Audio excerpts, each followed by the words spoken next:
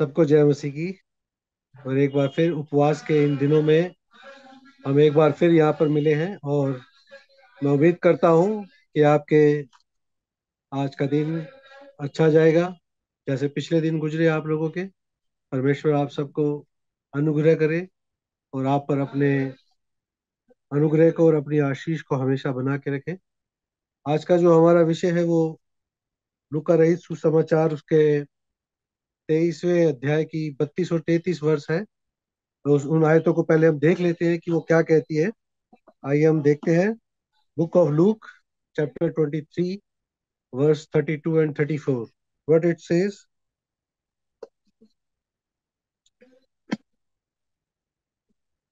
और वह दो मनुष्यों को जो कुकर्मी थे उसके साथ घात करने को ले चले। जब वे उस जगह जिसे खोपड़ी कहते हैं पहुंचे तो उन्होंने वहां उसे और उन कुकर्मियों को, एक को दाहिनी ओर और दूसरे को बाईं ओर क्रूसों पर चढ़ाया। यहाँ पर लिखा है कि जो दो मनुष्य थे, जो दो चोर थे परमेश्वर के साथ, उनको भी क्रूस पर चढ़ाया गया। अब सवाल यह है कि परमेश्वर को, जबकि हम जानते हैं कि कोई दोष उसमें नहीं लगाया, नहीं पाया गया और बिल्कुल निरपराध था, उसने कोई अपराध नहीं किया था। और ये पौल जो जो वहां का वो था, उसको भी पता था। लेकिन तब भी ऐसी ऐसी सजा परमेश्वर को दी गई कि चोरों के साथ उसको सजा दी गई, वो भी मौत की सजा। क्यों चोरों के साथ दी गई, एक दाईं और एक बाईं ओर? हम देखते हैं कि ये परमेश्वर की पहले से ही योजना थी।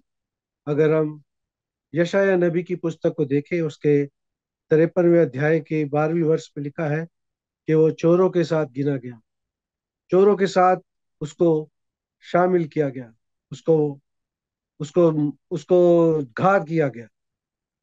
ये भविष्यवाणी थी। बहुत सालों पहले इस ये तय था कि परमेश्वर को चोरों के साथ सजा दी जाएगी। और इसमें जो उस वक्त के जो जूइश लोग थे, जो यहूदी लोग थे, मैं ऐसे एक जगह पढ़ रहा था, उसमें भी कहा, ये लिखा था कि ये यहूदियों की एक सोची समझी एक साजिश भी थी। ताकि क्योंकि वो जानते थे कि लोग परमेश्वर को, प्रभु यीशु मसीह को इतना मानने लग गए थे, उसका अनुसरण करने लग गए थे, उसको अपना परमेश्वर करके ग्रहण कर रहे थे। लोग उसको अपना उद्धारकर्ता करके ग्रहण कर रहे थे। यहूदी लोग इस बात से बड़े परेशान थे। इसलिए परमेश्वर को और जलील करने के लिए, परमेश्वर की महिमा को और नीचे करने के लिए उन्होंने कहा, उन्होंने ये सोचा और ये सोची समझी साजिश के तहत उसको चोरों के साथ गिना गया, चोरों के साथ सजा दी गई, ताकि परमेश्वर का, प्रभु यीशु मसीह का मजाक बनाया जा सके, उसकी उस महिमा को नीचे किया जाए, जो जिस महिमा में परमेश्वर उस वक्त थे, आज भी है। हम तो जानते हैं जब परमेश्वर बर के तीसरे में से तीसरे दिन जी उठे, वो महिमावान शरीर के साथ आए। तभी उन्होंने उस स्त्री को कहा, मुझे छू मत, मुझे छू मत, क्योंकि वो परमेश्वर का जो शरीर तीसरे दिन जी उठने के बाद आया, वो महिमा से भरा हुआ शरीर। उस महिमा को कम करने के लिए यहूदी लोगों ने इस चीज को चुना। कितनी अजीब बात है कि परमेश्वर जो जगत का उद्धार करता है, वो बीच में है, उसके दाईं ओर एक चोर है, बाईं ओर एक चोर है। लेकिन परमेश्वर का प्रेम, परमेश्वर की जो महिमा है, परमेश्वर का वो काम जिसके लिए वो आया था इस पृथ्वी पर, वो जाते जाते भी उस वक्त तक करता गया, उस काम को वो अंजाम देता गया। कैसे? हम जानते हैं कि दोनों चोर नरक की ओर जा रहे हैं, वो तय था, उनका उनका जो डेस्टिनेशन है, जो उनके जाने का स्थान है, वो बिल्कुल तय था। लेकिन एक चोर अपने मन को फिराता है। एक चोर बड़े ही नम्र स्वभाव से कहता है, नम्र वाणी में कहता है कि हम तो अपने किए की सजा पा रहे हैं, लेकिन इसने तो कोई गुनाह नहीं किया। इस इस परमेश्वर के पुत्र ने कोई गुनाह नहीं किया, इसको ऐसी सजा क्यों दी जा रही? परमेश्वर ने उसी वक्त, जैसे ही उसके मुंह से ये निकला, परमेश्वर ने उसके स्थान को बदल दिया, उसके जाने के स्थान को बदल दिया। Lord change is destination, totally change. और कहा, क्या कहा, बड़ी खूबसूरत बात कही, आज ही तू मेरे साथ स्वर्ग लोक में होगा। सोचो, आप नरक की ओर जा रहे हैं, बिल्कुल चले जा रहे हैं, लेकिन परमेश्वर एक उद्धार करता आया, आपने उसको स्वीकार किया, आपने जान लिया कि परमेश्वर ने मेरे लिए जान दी, मेरे पापों के लिए जान दी, मैं उसको अपना उद्धार करता ग्रहण करके मैं स्वीकार करता हूं। परमेश्वर आपके डेस्टिनेशन को बदल देता है, आपको अपनी ओर खींच लेता है। ये परमेश्वर ने किया उस कैलोरी क्रूज पर, मेरे और आपके लिए उद्धार के उस रास्ते को खोल दिया, उस रास्ते को बना दिया, उस स्वर्ग के रास्ते को बना दिया, जो प्रभु यीशु मसीह से होकर गुजरता है। यहूदियों के लिए ये परमेश्वर को नीचा करने की बात थी, लेकिन हम लोगों के लिए, जो हम परमेश्वर से प्रेम करते हैं, हमें ऊंचा करती है ये बात, क्योंकि परमेश्वर ने हमारे लिए उस कैलवरी में अपने आप को दिया है। दर्द में है, तकलीफ में है, दुख में है, हाथ और पांव के कीलों का दर्द है, पसली पर भाला मारा गया है, सर पर कांटों के ताज को धांसा गया है, पीठ लहूलुहान है क्योंकि कोड़े पड़े हैं, लेकिन उद्धार का काम नहीं रुक रहा। परमेश्वर उद्धार के काम को बिल्कुल भी नहीं रोका। वो उस क्रूज पर टंगे टंगे, हाथ और पांव में कीले ठुकी हुई, तब भी वो उस उद्धार के काम को करता है। एक चोर का डेस्टिनेशन चेंज हो जाता है, वो नरक की ओर जा रहा था, परमेश्वर उसको स्वर्ग लोक में ले चलते हैं। आज ही मेरे साथ, देखो कितनी बड़ी उसको प्रिविलेज मिली उस चोर को, कितनी बड़ा उसका सौभाग्य है। प्रभु यीशु मसीह ने कहा, आज ही तू मेरे साथ स्वर्ग लोक में हो, परमेश्वर के साथ। ओ हो, कितनी मनोहर और सुंदर बात है ना। सच में परमेश्वर हमारी दिशा और दशा दोनों को बदल सकता है, बदलता है, जब हम परमेश्वर को अपने उद्धारकर्ता के रूप में ग्रहण करते हैं। इन दो चोरों से एक ने चुना और उसका डेस्टिनेशन बदल गया। दूसरे चोर के विषय में नहीं हमें पता, बाइबल हमें उसके बारे में नहीं बताती है, लेकिन एक अंडरस्टूड है, एक अंडरस्टैंडिंग है, एक समझ है कि वो जाहिर सी बात है नरक को ही गया होगा। अब वो उसको उस पहाड़ी पर लेके गए जो खोपड़ी कहलाती है। अब ये ये खोपड़ी का क्या मतलब, स्कल, ऐसा माना जाता है, मैं पढ़ रहा था तो लिखा जाता है, क्योंकि ये जो जगह थी, ये यरूशलेम से थोड़ा अलग जाके थी, शहर से बाहर जाके थी, और यहाँ पर मौत की सजा दी जाती थी। मैं दो तीन पढ़ रहा था बाइबल, थोड़ी सी कमेंट्री वगैरह, तो उसमें मैंने देखा कि कई लोगों ने लिखा था, क्योंकि वहां पर अक्सर लोगों को मौत की जगह थी, वो वहां पे लोगों को सजाए मौत दी जाती थी, इसलिए वहां पर हड्डियां वगैरह पड़ी रहती थी, खोपड़ियां, जो लोग मर जाते थे उनकी बॉडीज पड़ी रहती थी, और वो उनकी हड्डियां वहां पड़ी रहती थी, तो इसलिए उस जगह को खोपड़ी कहते थे। वैसे तो नाम गोलगुता है, लेकिन एक बात हमें ये भी बताती है, क्योंकि उस पहाड़ी की जो शेप थी, जो उस पहाड़ी का जो एक बनावट थी, वो एक खोपड़ी की तरह थी, इसलिए उस पहाड़ी को खोपड़ी कहते थे। गोलगुता वैसे नाम है। और वो उसको ले गए, और लिखा है कि जब वह उस जगह जिसे खोपड़ी कहते हैं पहुंचे, तो उन्होंने वहां उसे और उन कुकर्मियों को, एक को दाहिनी ओर और दूसरे को बाईं ओर क्रूसों पर चढ़ाया, परमेश्वर के साथ, परमेश्वर को शहर से बाहर लेके। और सिर्फ ये नहीं हुआ, शहर से हम देखते हैं कि यहूदी लोगों ने, जो रोमन लोग थे, उन्होंने परमेश्वर के साथ मखौल किया, परमेश्वर की, परमेश्वर जितना जलील कर सकते थे किया, गली गली कूचों से उसको क्रूस उठाकर ले जाने पर मजबूर किया, मारते पीटते लेते गए, लोगों को दिखाते हुए, ये देखो ये अपने आप को जो मसीहा कहता है, ये इसको ऐसे लेके जा। लेकिन दोस्तों मेरे प्रियो, परमेश्वर इस सारे दर्द को, इस सारे क्रूस के भार को, इस पीड़ा को सबको सहन करता गया। यशायाह नबी की पुस्तक में साफ तौर पर लिखा है, जैसे भेड़ ऊन कतरते वक्त चुपचाप रहती है, प्रभु यीशु मसीह चुपचाप रहा। ओ आ कोई आवाज नहीं कर।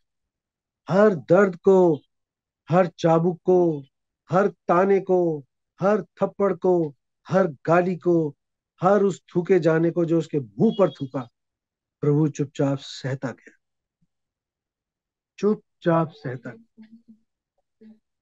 तो जैसे मैंने पिछले संदेश में बताया था, इन सब यातनाओं देने वालों को, इन सब सताने वालों को, इस तरह की सजा को दिए जाने वालों को एक लाइन बोलकर उसने माफ कर दी, हे पिता, इन्हें क्षमा कर दे, क्योंकि ये नहीं जानते ये क्या करते हैं। बोला तो सिर्फ प्रार्थना के लिए मुंह खोला, चुपचाप सब सह गया। चुपचाप सब सह गया। उसने ये नहीं कहा कि मुझे चोरों के साथ क्यों लेके जा चढ़ाते हो।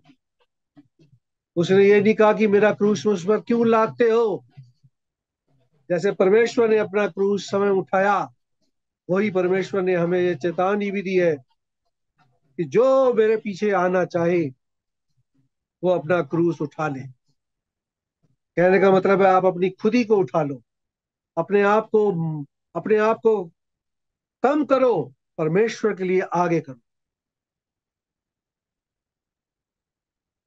कितना महान परमेश्वर है हमारा, कितना महान परमेश्वर, प्रेमी परमेश्वर है हमारा। सचमुच में वो चोर, वो पहाड़ी बाइबल में दर्ज है, वो दो चोर बाइबल में दर्ज है। हम जानते हैं एक चोर का डेस्टिनेशन बदल दिया। वो वही परमेश्वर जो उस कैलवरी क्रूज पर से डेस्टिनेशन को बदलता है, वो आज भी इस काम को करने में सक्षम है। आज भी वो इस काम को करता है, कर रहा है। हम पापी मनुष्यों के जीवन को बदल देता है, हमारी हमारे स्थान को बदल देता है। हम जो पाप में पड़े लोग हैं उनको उठा के चट्टान पर खड़ा कर देता है। वो चट्टान जो खुद वो खुद है, स्वयं है, उस चट्टान पर वो हमें खड़ा कर देता है। क्या बस प्रेमी परमेश्वर है हमारे पास। बहुत अच्छा परमेश्वर है, प्यार करने वाला परमेश्वर है। और वो चाहता है कि जैसा प्यार वो हमसे करता है, ऐसा ही प्यार हम उससे भी करें। मेरे प्रियो, मेरे अजीजों, ये जो उपवास के दिन है, ये परमेश्वर की मौत को याद करने के लिए नहीं है, उसके काम को भी याद करने के दिन है जो उसने हमारे लिए किए हैं। और सिर्फ याद करना नहीं है, लोगों को बताने का भी टाइम है कि परमेश्वर ने मनुष्य जाति के लिए क्या क्या किया है, क्या क्या कर सकता है, और क्या क्या करके उसने तैयार कर रखा है। यूहन्ना रचित सुसमाचार में बताता है, मैं जाता हूं तुम्हारे लिए जगह तैयार करता हूं, ताकि जहां मैं रहता हूं वहां तुम भी आकर रहो। वो जगह तैयार कर रहा है और हमें एक दिन लेकर जाएगा। और तब तक हमें परमेश्वर के सुसमाचार को बताना है, उसकी यादगारी में कलीसिया में शामिल होना है, उसकी यादगारी में, परमेश्वर की यादगारी में मिलकर बैठना है। उसकी स्तुति के गीत गाने हैं, उसके भजन गाने हैं, उसके समाचार को लोगों को बताना है, और बहुत सी आत्माओं को उसके गले के लिए जीतना है, ताकि जो आनंद, जो उद्धार उस कैलवरी क्रूज से उसने हमारे लिए किया, सारी मानव जाति के लिए किया, जिन लोगों को ये नहीं पता उनको उस उद्धार के बारे में बताना है।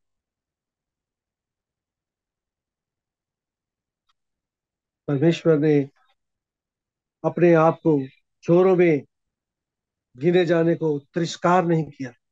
उसने इस बात के लिए कोई शर्म वाली बात बाइबल में कहीं नहीं लिखी, बल्कि ये तो होना तय था। ये तो भविष्यवाणी थी कि वो चोरों के बीच में गिना जाएगा। परमेश्वर ने इस चीज को हो जाने दिया। तभी पौलुस कहता है वो यहां तक आज्ञाकारी रहा कि क्रूस की, हाँ, क्रूस की मृत्यु तक सह ली। ये आज्ञाकारीपन है परमेश्वर का कि उसने मुंह नहीं खोला। पिलातूस कोई दोष ना निकाल सका, तो भी ऐसी शर्मनाक और दर्दनाक मौत उसको दी गई। पिलातूस ने अपने हाथ साफ कर लिए कि मैं इसकी हत्या से, इसकी सजा से अपने हाथों, अपने आप को मुक्त करता हूं, क्योंकि वो निर्दोष था। लेकिन रोमन सरकार, यहूदी लोगों ने परमेश्वर का मखौल बनाया, शहर से बाहर लेके गए। ऐसी जगह पर हमारे परमेश्वर को सजा दी गई जो, जहां पर हर एक लोगों को मौत सजा दी जाती थी। चोरों के बीच में उसको क्रूस दिया गया, और हमारा परमेश्वर चुपचाप इस बात को सहन करता रहा, सहता रहा, ताकि हम, मैं और आप, उसके उस चुपचाप रहने की वजह को लोगों को बता सके। क्यों वो चुपचाप रहा? क्योंकि उसकी चुपचाप में ही हमारा उद्धार था।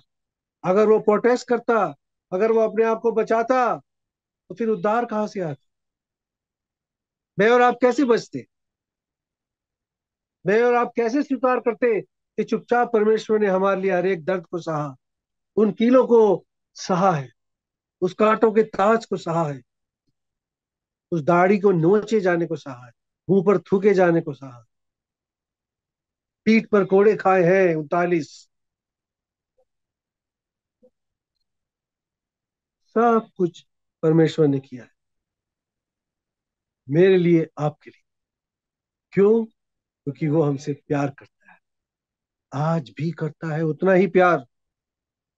उसके प्यार में कोई कमी घटी नहीं आई है, ना कभी आएगी। जो प्यार हमारे लिए था, वही उस चोर के लिए भी था। जिसने स्वीकार किया, वो प्रभु उसको अपने साथ फिरदौस लेकर गया, स्वर्ग लोक लेकर गया। कुकर्मियों के बीच में निर्दोष मेमना बलिदान हुआ, क्रूस को सहा। दोस्तों, इन उपवास के दिनों में, ये जो लैंड डेज चल रहे हैं, प्रभु आपको शक्ति दे, सामर्थ दे, ताकत दे, कि आप परमेश्वर के उस बलिदान को स्मरण करके, याद करके, उसके उस बलिदान को लोगों तक पहुंचा सके, बता सके।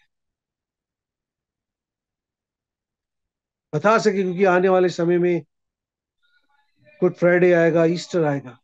हम बता सके कि गुड फ्राइडे में गुड क्या है, what is good in good Friday. Easter क्या है, कब्र खाली क्यों है? कि वो जीवित हो उठाती से। हम आने वाले दिनों में इन पर भी चर्चा करेंगे। प्रभु आपको अपने प्यार में, अपने अपनी आशीष में, अपने वचन में, अपने काम में, जो उसने आपके लिए चुना है, बहुत आज से बढ़ा है। ये मेरी आप सबके लिए प्रार्थना है।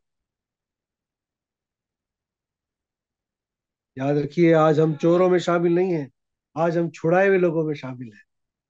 ये हमारे लिए प्रिविलेज है, ये हमारे लिए खुशी की बात है कि हम उद्धार पाए हुए लोग हैं। और ये हमारे लिए और भी ज्यादा खुशखबरी है कि परमेश्वर ने हमारे लिए एक ऐसा राज्य तैयार किया है जो उसके खुद के हाथ का बनाया हुआ। वहां पर परमेश्वर के सम्मुख हम होंगे, जैसे वो चोर उनके सम्मुख था, है ना। प्रभु आपको शक्ति दे, सामर्थ दे, अनुग्रह आप पर करता रहे। और इस लैंड डेज को,